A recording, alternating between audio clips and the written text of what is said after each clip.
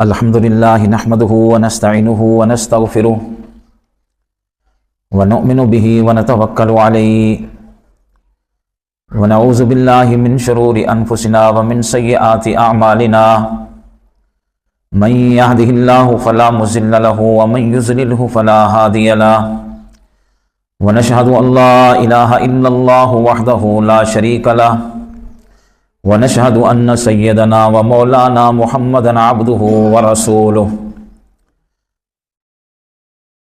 أما بعد فأعوذ بالله من الشيطان الرجيم بسم الله الرحمن الرحيم والذي جاء بالصدق وصدق به أولئك هم المتقون قال النبي صلى الله عليه وسلم اصحابی کالنجوم فبأیہم اقتدیتم اہتدیتم صدق اللہ المولانا العظیم وصدق رسولہ النبی الکریم ونحن علی ذلک لمن الشاہدین والشاکرین والحمد للہ رب العالمین اللہم صلی علی محمد وعلی آل محمد کما صلیت علی ابراہیم وعلی آل ابراہیم انک حمید مجید اللہم بارک علی محمد وعلی آل محمد کما بارکت علی ابراہیم وعلی آل ابراہیم انک حمید مجید رب اشرح لی صدری ویسر لی امری واحلل عقدۃ من لسانی یفقہوا قولی۔ میرے واجب الاحترام صد احترام دوستوں اور بزرگوں،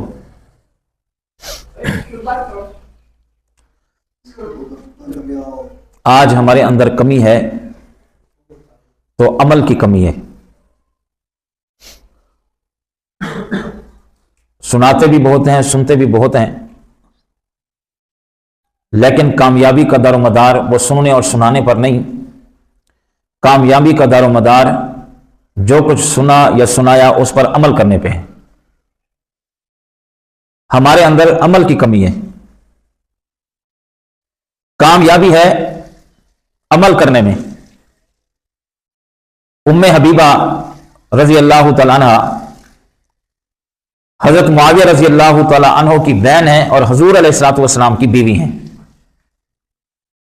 وہ کہتی ہیں کہ ایک مرتبہ اللہ کے نبی علیہ السلام موجود تھے، آپ نے فرمایا کہ جو آدمی بھی 12 رکعتوں کی حفاظت کرے گا پورے دن میں، 12 رکعتیں اس کی نہ چھوٹیں، تو میں محمد صلی اللہ علیہ وسلم گواہی دیتا ہوں کہ اللہ اس کا محل جنت میں بنا دے گا۔ وہ 12 رکعتیں کون سی ہیں؟ صبح کی 2 سنتیں اور پھر ظہر کی نماز سے پہلے جو 4 سنتیں پڑھی جاتی ہیں، وہ یہ 2 کر کے پڑھنا بھی جائز ہے، 4 اکٹھی پڑھنا بھی جائز ہے۔ یہ 4 رکعتیں یہ ہو گئیں، اور پھر 2 رکعتیں جو ہے وہ، اور 4 ظہر سے پہلے اور 2 ظہر کے بعد جو سنتیں ہم پڑھتے ہیں وہ یہ 8 رکعتیں ہو گئیں، اور 2 رکعتیں ہیں مغرب کی نماز کے بعد،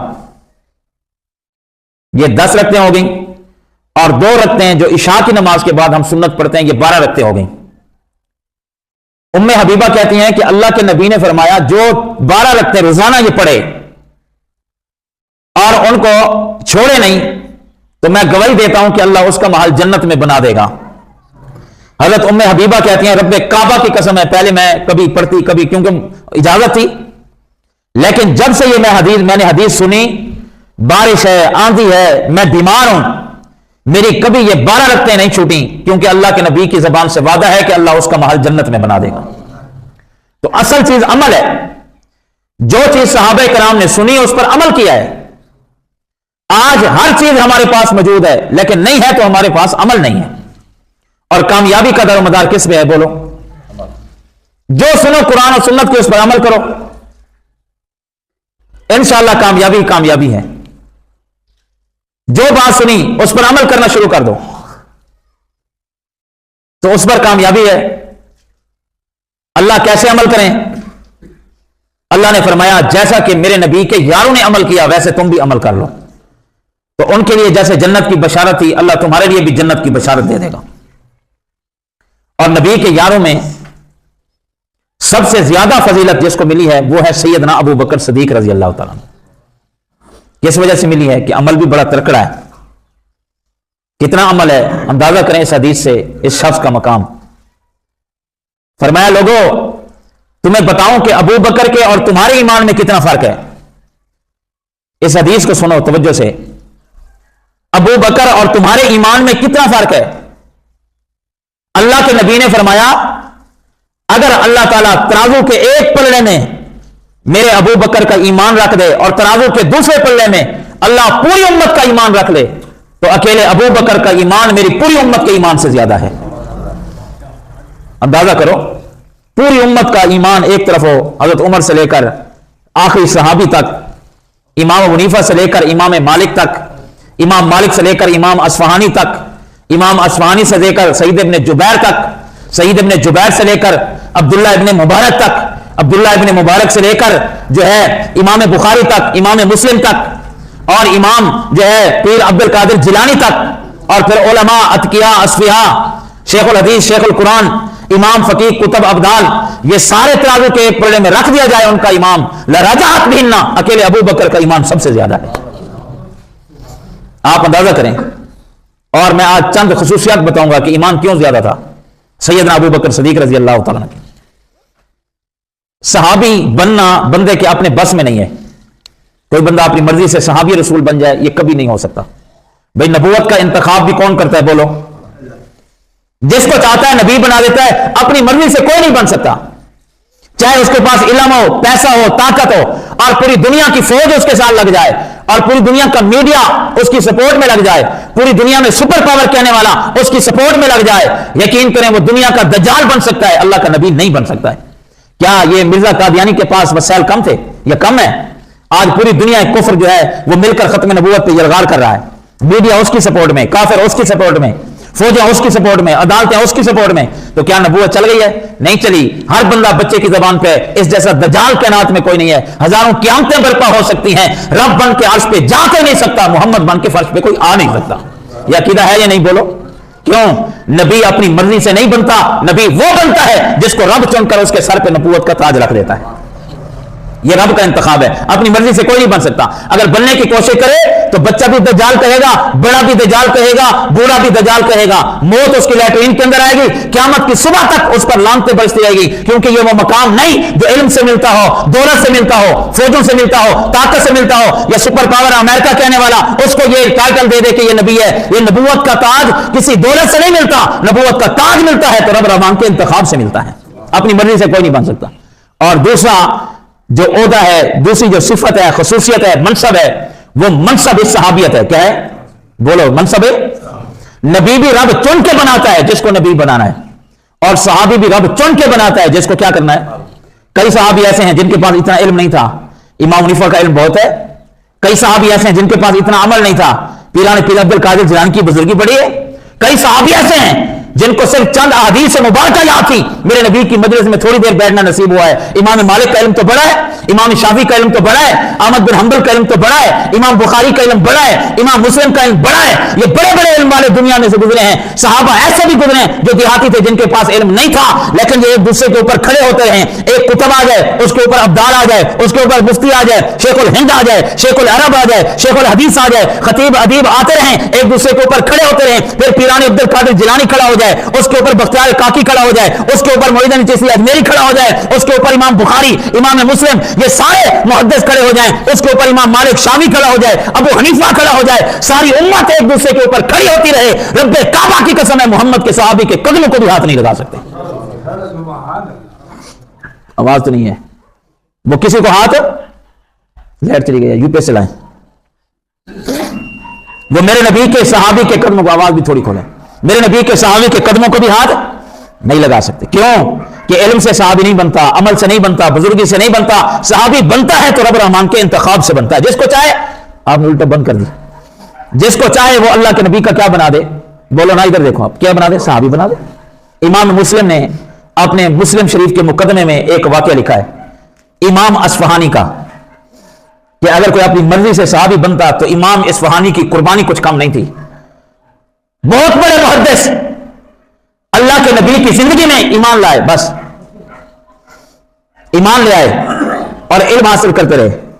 کچھ عمر بھی بڑی ہو گئی، لیکن اللہ کے نبی نے فرمایا من رآنی مسلمان لم تمسن النار، فرمایا جس نے ایمان کی حالت میں ایک نظر محمد مصطفیٰ کے چہرے پہ ڈالی ہو، رب کعبہ کی قسم اسے جہنم کا دھواں بھی نہیں چھو سکتا ہے، کیونکہ وہ صحابی بن گیا ایمان کی حالت میں، اور ایمان کی حالت میں فوت ہو، یہ صحابی ہے.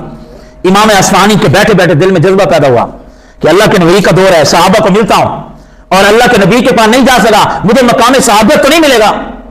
بہت بڑے محدث بن گئے لیکن اللہ کے نبی کا دیدار نہیں کر سکے، اور کوشش یہ تھی کہ میں نبی کا صحابی کسی طرح بن جاؤں.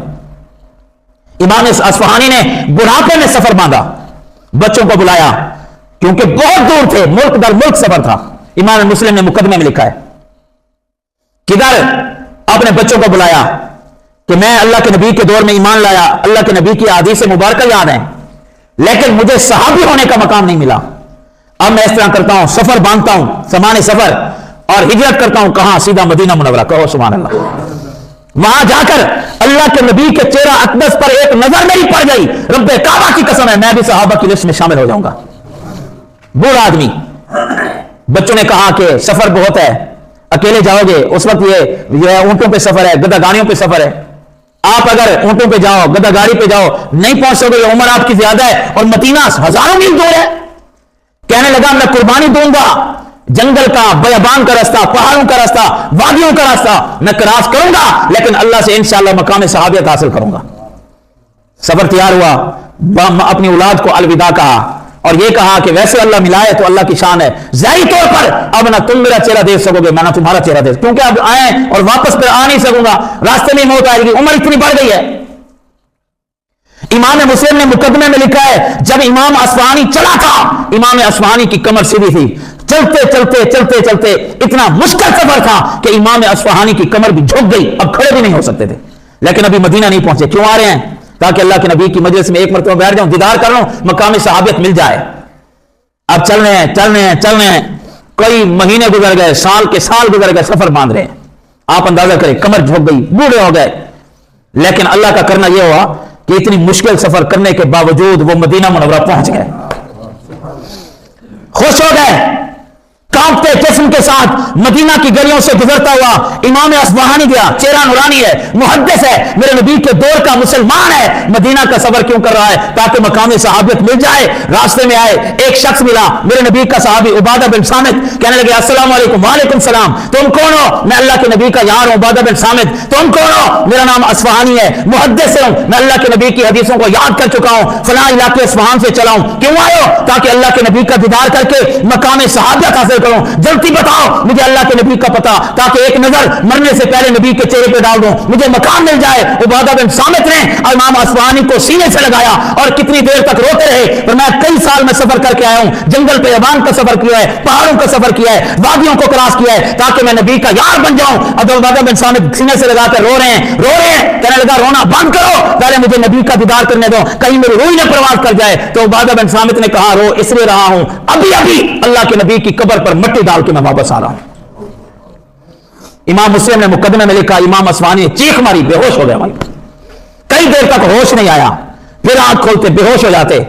تو پھر صحابہ نے اس کو اٹھایا، فرمایا اللہ تیری نیت پر اجر دے گا. اس نے کہا اجر تو ضرور دے گا لیکن میں وہ مقام حاصل نہیں. تھوڑی دیر پہلے اللہ کے نبی علیہ السلام کو قبر میں جو ہے مٹی ڈال دی گئی تھی، امام اصفہانی آج پہنچا ہے. یہاں پر محدثین نے لکھا اگر کسی کو طلب سے مقام صحابت ملنی ہوتی تو امام اصفہانی کو مل جاتی. اتنا سفر کیا، حدیثیں یاد کی، میرے نبی کی محبت میں آیا بھی صحیح لیکن رب نے انتخاب کر چکا ہے. ورنہ اگر بلال آتا ہے رنگ کا کالا ہے، لوگ موٹے موٹے ہیں، لوگ نفرت کرتے ہیں، لیکن نبی کا یار ایسے بنتا ہے چلتا مکے کی سرزمین پہ ہے، قدموں کی آواز جنت میں سنائی دینے لگتی، کیونکہ اللہ نے چن لیا تھا مقام صحابیت کے لیے.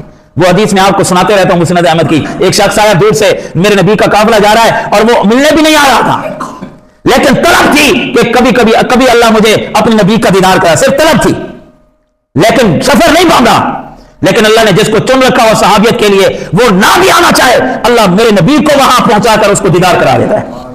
ایک شخص اونٹ پہ دور سے دیکھا یہ کوئی لشکر جا رہا ہے، اونٹ کو دوڑایا جلدی جلدی، کون ہو تم؟ تو میرے نبی کے یاروں نے کہا ہم اللہ کے نبی کے صحابہ ہیں. کمال ہے. कहने लगा नबी के यारो मुझे ये बताओ तुम्हारा नबी कहां है, मैं तो काफी अरसे से उसकी मोहब्बत में तड़प रहा हूं, अभी कलमा भी नहीं पड़ा। तो उन्होंने इशारा किया हाजा रसूलुल्लाह, ऊंट को दौड़ाया, मेरे नबी के करीब आ गया। अंत मोहम्मद, आपने फरमाया नाम आना मोहम्मद रसूलुल्लाह, मैं अल्लाह का नबी हूं। फरमाया आप किस चीज की तारीफ देते हैं? मेरे नबी ने कलमा बताया, नमाज बताई, ज़कात बताई, उसको दावत दी। मेरे नबी का भी ऊंट चल रहा है, उसका भी ऊंट चल रहा है। अभी ऊंट करीब करते करते मेरे नबी के जिस्म के साथ ऊंट के साथ उसका ऊंट है, मेरा नबी दावत दे रहा है। मेरे नबी की दावत को कबूल करके उसी वक्त कलमा पढ़ के मोहम्मद का सहाबी बन जाता है। उसी वक्त, हालांकि आ नहीं रहा था, अल्लाह के नबी से मुलाकात हो गई। और उसी वक्त मैं आपको हदीस सुना चुका हूं, ऊंट चल रहा था और ऊंट का पांव किसी सुराख में आया, ऊपर से गिरा और नीचे आया, गर्दन के बल आके गिरा, गर्दन टूटी, वहीं पे शहीद हो गया, वहीं पे उसी वक्त शहीद हो गया। मेरे नबी ने फरमाया उठाओ अपने भाई को, उठाने लगे। मेरे नबी ने फरमाया इसको रख दो, रख दो। साहबा ने रख दिया। थोड़ी देर के बाद फिर फरमाया उठाओ, तो साहबा ने कहा कि नबी आपने फरमाया उठाओ, उठाने लगे, कहा रख दो। फरमाया लगता है भूखा प्यासा था, काफी दिनों से कुछ नहीं खाया पिया था, लेकिन इसने कलमा पढ़ा, उसी वक्त मौत आ गई। मैंने देखा अल्लाह ने जन्नत की हूरों को भेजा जो जन्नत के मेवे इसके मुंह के अंदर दे रहे थे। इमाम असफहानी इतना सफर बांधने के बाद वो मेरे नबी का सहाबी नहीं बन सका।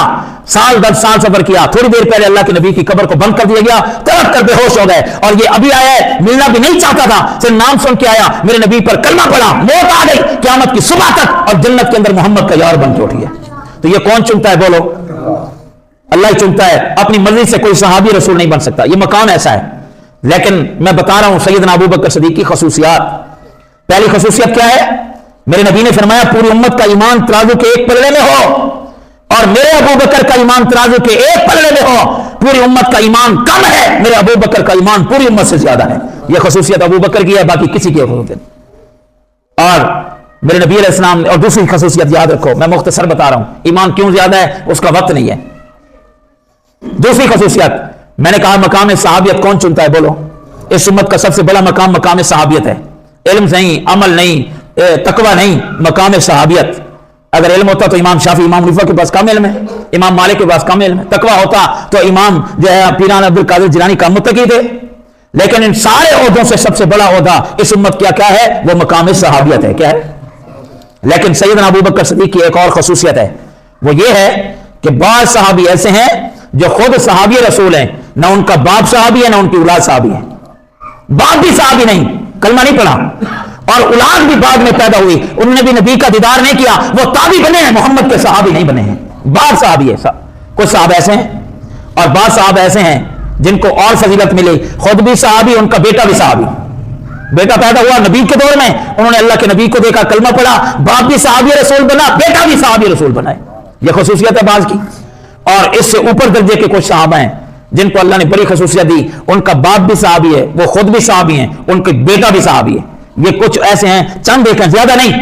बाप ने भी कलमा पढ़ा, बेटे ने भी कलमा पढ़ा, और खुद उसके बेटे ने भी कलमा पढ़ा, वो भी मकाम सहाबियत पर फायज है। लेकिन 4 पुश्तों तक कोई सहाबी रसूल हो, ऐसा पूरे सहाबा में कोई नहीं। अल्लाह ने जिसको चुना है उसका नाम अबू बकर सिद्दीक़ रज़ी अल्लाह अन्हु।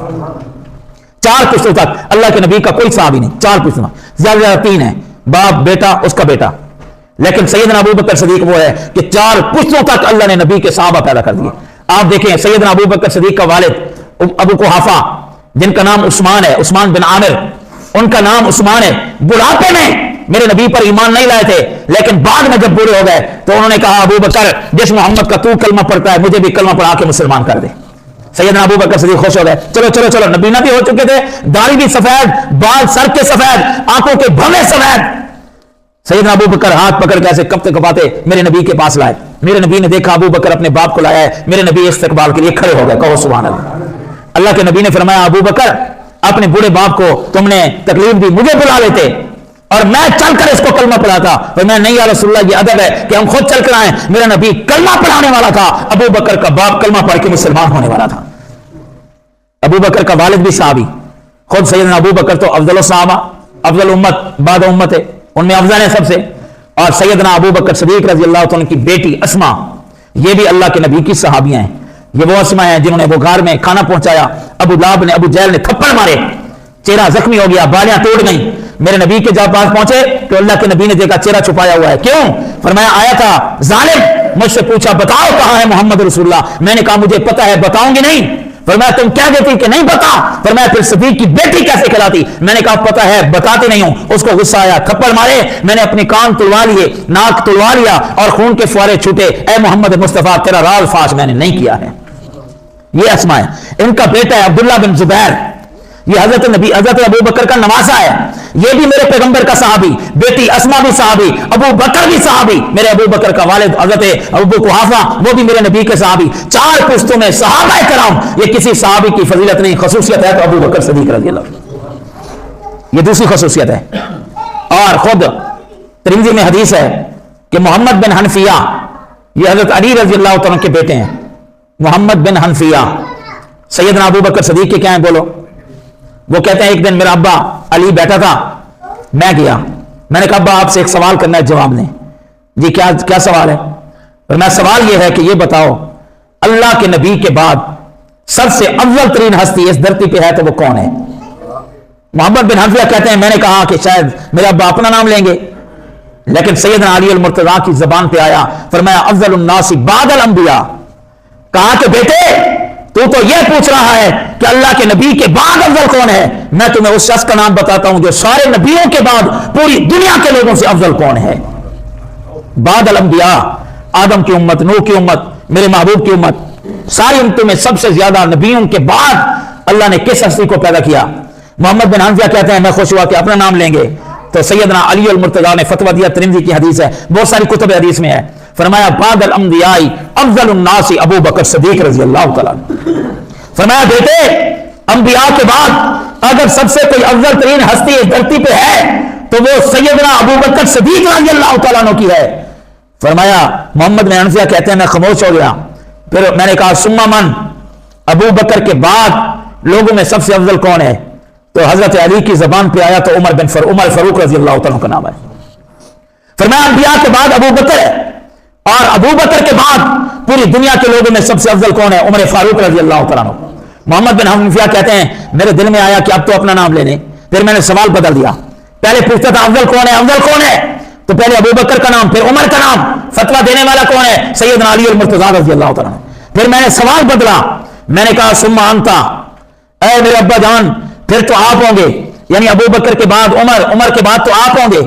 تو سیدنا علی المرتضیٰ نے کہا نہیں بیٹا, انا رجل من المسلمین, میں تو نبی کے یاروں میں سے ایک یار ہوں, نبی کے صحابہ میں سے ایک صحابی ہوں. میں اللہ کے نبی حضرت علی رضی اللہ تعالیٰ نے اپنا نام پھر بھی نہیں لیا. فرمایا ثم انت, پھر آپ ہیں. فرمایا انا رجل من المسلمین, میں تو مسلمانوں میں ایک عام آدمی ہوں, میں تو نبی کے یاروں میں سے ایک یار ہوں, نبی کے صحابہ میں ایک صحابی ہوں. تو نے افضل آدمی کا نام پوچھا, علی کی زبان پہ ابو بکر کا نام. تم نے اس کے بعد نام پوچھا, علی کی زبان پہ عمر کا نام. پھر تم کہہ رہے ہو ثم انت, نہیں میں تو کچھ نہیں, میں تو ایک عام آدمی ہوں. اس لیے ایک آدمی آیا مدینہ کے بازار میں, مدینہ کا بازار چل رہا ہے, لوگ خرید و فروخت کر رہے ہیں, ایک دوسرے سے باتیں کر رہے ہیں, آوازیں اونچی آ رہی ہیں. اچانک ایک شخص مدینہ کے بازار میں داخل ہوتا ہے. مدینہ کے بازار میں ہلچل مچ جاتی ہے, لوگوں کے سناٹا چھا جاتا ہے, پورا بازار خاموش ہو جاتا ہے, ادب سے کھڑا ہو جاتا ہے. شور کرنے والا بھی خاموش ہے, خریدنے والا ادب سے کھڑا ہو گیا, بیچنے والا بھی ادب سے کھڑا ہو گیا. لگتا یوں تھا کہ بہت بڑا افسر داخل ہو گیا بازار میں. لوگ کھڑے ہو گئے, سہم گئے. باہر سے آنے والے بندے نے دیکھا ابھی تو چہل پہل تھی, لوگ زور لگا رہے تھے, ایک دوسرے سے باتیں کر رہے تھے,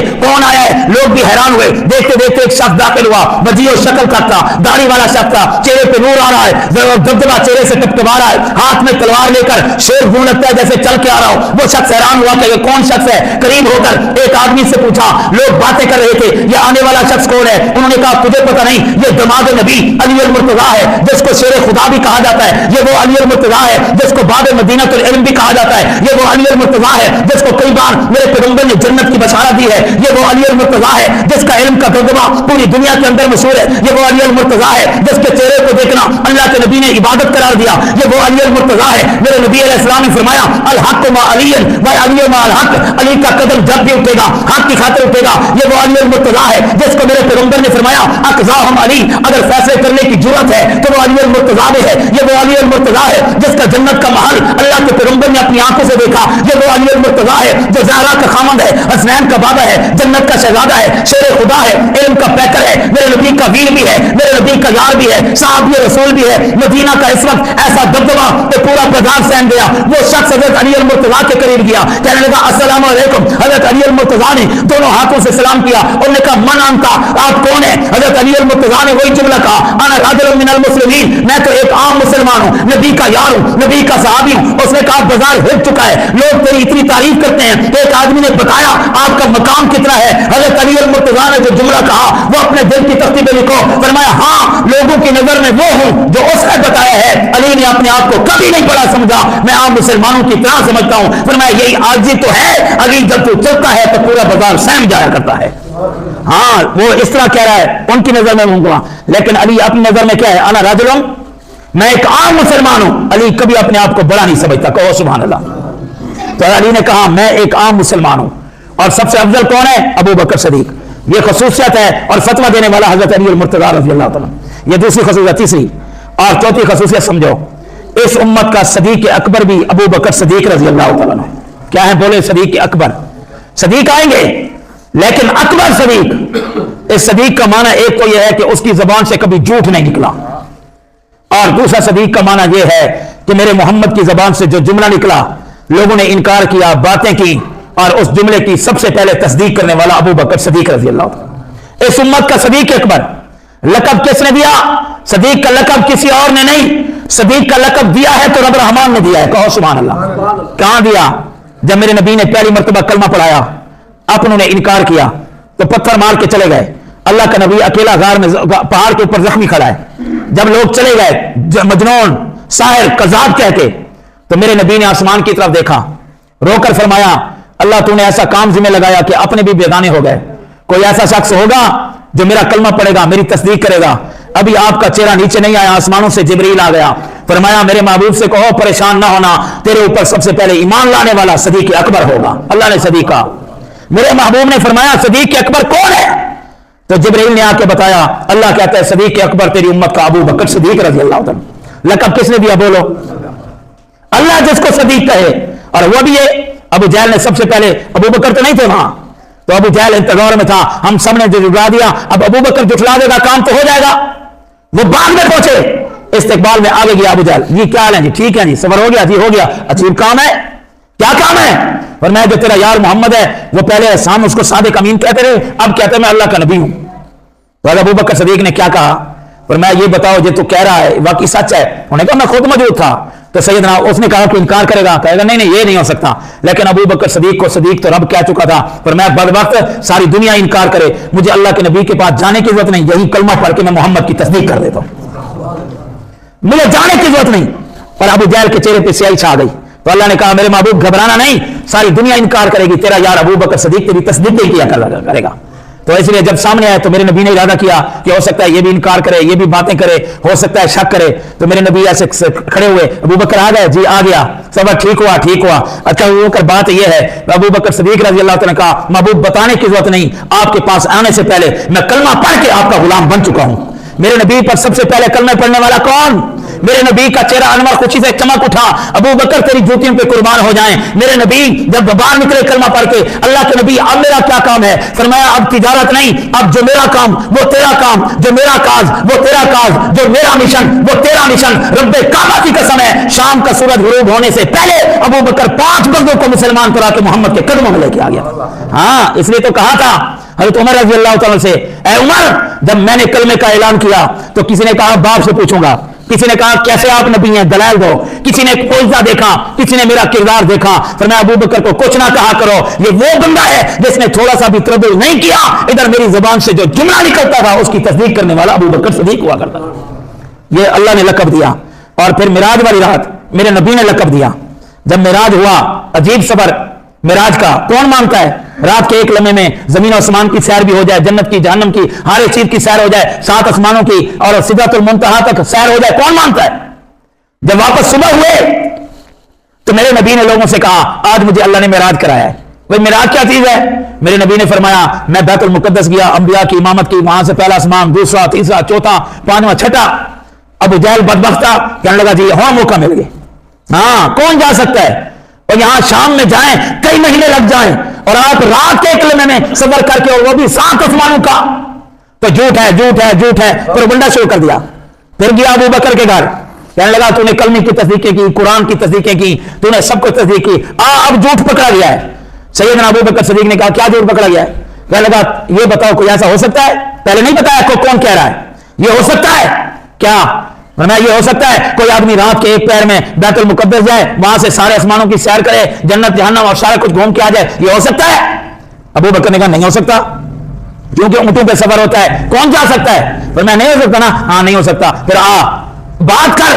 خیر ہے کس سے بات کروں؟ فرمایا تیرا یار محمد کہتا ہے کہ رات کو اللہ نے سبحان اللہ یاسرا بیابدی میں سیریں کر کے آیا ہوں. تو ابو بکر نے ابو جہل کے منہ پہ ہاتھ رکھا، فرمایا رب کعبہ کی قسم ہے ساری دنیا کہتی میں نہ مانتا، اگر محمد کی زبان سے نکلا ہے مجھے جا کر پوچھنے کی ضرورت نہیں، میں یہی تصدیق کر سکتا ہوں خدا بھی سچا ہے، محمد مصطفیٰ بھی سچا ہے. ہاں تو میرے نبی کے پاس آئے تو میرے نبی علیہ السلام بھی بیٹھے تھے، پتہ نہیں اب نہ مانے، اب شک کر جائے. تو میرے نبی نے بتایا ابو بکر وہ رات کو نا، فرمایا یا رسول اللہ سن کے آ رہا ہوں، سن کے آ رہا ہوں، تصدیق کر کے آ رہا ہوں. فرمایا یا رسول اللہ یہ تو آپ نے رات کے ایک لمحے میں کہا، رب کعبہ کی قسم ہے آپ ایک گھڑی کی بات کرتے. ابو بکر تصدیق کرتا، میں تیرے دشمن کے سامنے تصدیق کر کے آ رہا ہوں کہ اللہ کے نبی سچے ہیں. تو اس وقت رب نے کہا انت صدیق، میرے نبی نے اس وقت کہا انت صدیق اکبر سے دنیا، اس وقت رب نے صدیق کہا. آج محمد کہتا ہے اس دھرتی پہ سب سے بڑا سچا ہے تو ابو بکر صدیق رضی اللہ. تو آج اللہ کے نبی بھی کیا کہنے ہیں بولو. اور جب ایک بخاری کی حدیث ہے اللہ کے نبی نے اپنے یاروں کو بلایا، ابو بکر عمر عثمان، تو میں آؤ ذرا سیر کے لیے چلتے ہیں.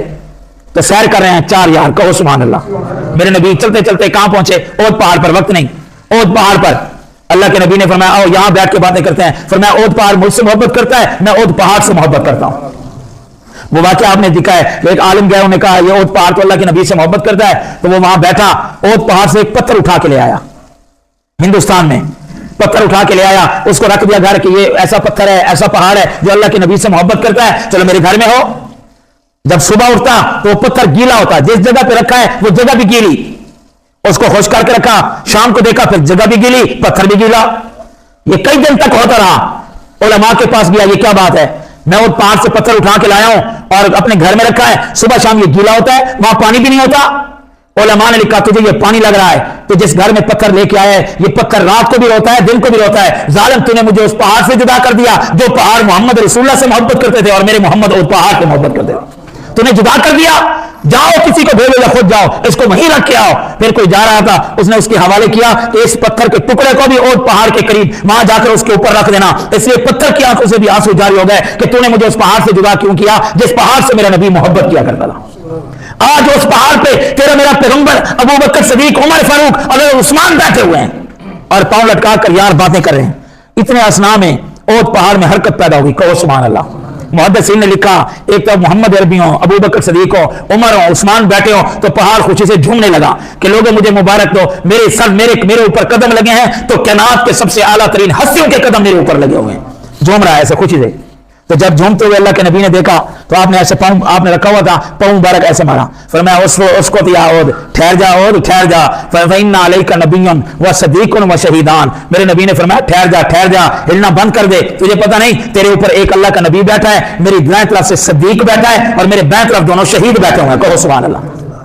تو صدیق کس کو کہا؟ ابو بکر، یہ خصوصیت ہے. اور شہیدان اور دوسرے دو شہید بیٹھے ہوئے ہیں. جب شہید کا لفظ سنا تو عمر نے دیکھا عثمان کو، عثمان نے دیکھا حضرت عمر کا چہرہ، دونوں مسکرانے لگے اور دل میں ایک دوسرے کو مبارکباد دینے لگے. فرمایا صدیق تو ہے ابو بکر، اے عمر تجھے مبارک ہو. عمر نے کہا عثمان تجھے مبارک ہو کہ محمد کی زبان سے شہادت کی خوشخبری مل چکی ہے. اور ہوا بھی ایسے، صدیق ابو بکر اور دو شہید ہو گئے. فرمایا اود پہاڑ خاموش ہو جا، تیرے اوپر یہ بیٹھے ہوئے ہیں، ہلنا بند ہو جا.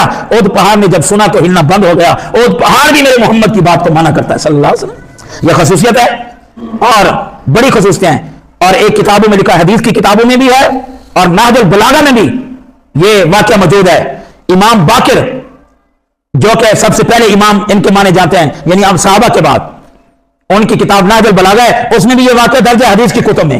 صدیق اللہ نے کہا، صدیق مصطفیٰ نے کہا، صدیق اہل بیت نے کہا. اس کو سبحان اللہ.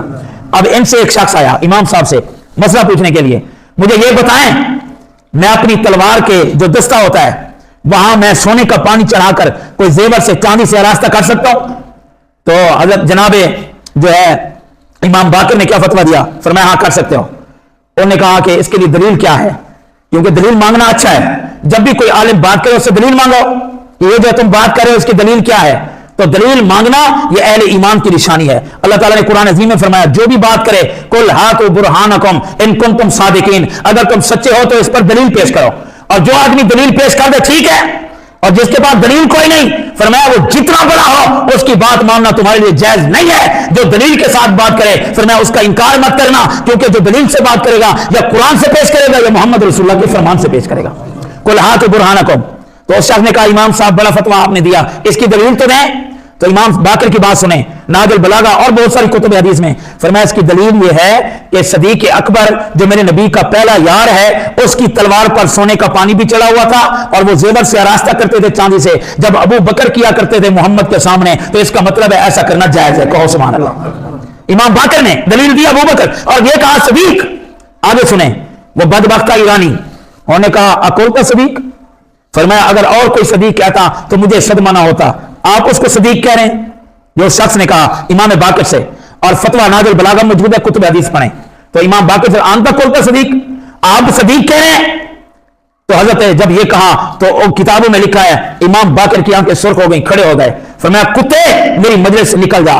فرمایا جس کو میں نے صدیق کہا اس کو رب نے بھی صدیق کہا، مصطفیٰ نے بھی صدیق کہا، حضرت علی نے بھی صدیق کہا. آج اہل بیت کا یہ امام اور فرد بھی کہتا ہے ہوا صدیق اکبر، وہ صدیق اکبر فی الارض ہے. فرمایا کہ وہ صدیق ہے، اس کو تو رب نے کہا. آگے امام باقر کا فتویٰ کتب حدیث میں موجود ہے. فرمایا جو صدیق کو صدیق نہیں کہتا وہ دنیا کے اندر بھی جھوٹا ہے، کل قیامت کے دن رب کے سامنے کھڑا ہوگا جھوٹا ہوگا، اس پر دنیا میں بھی لعنت ہے، آخرت میں بھی اس پہ لعنت ہے. یہ امام باقر کا فتویٰ ہے. کس کا فتویٰ ہے؟ کتاب میں موجود ہے.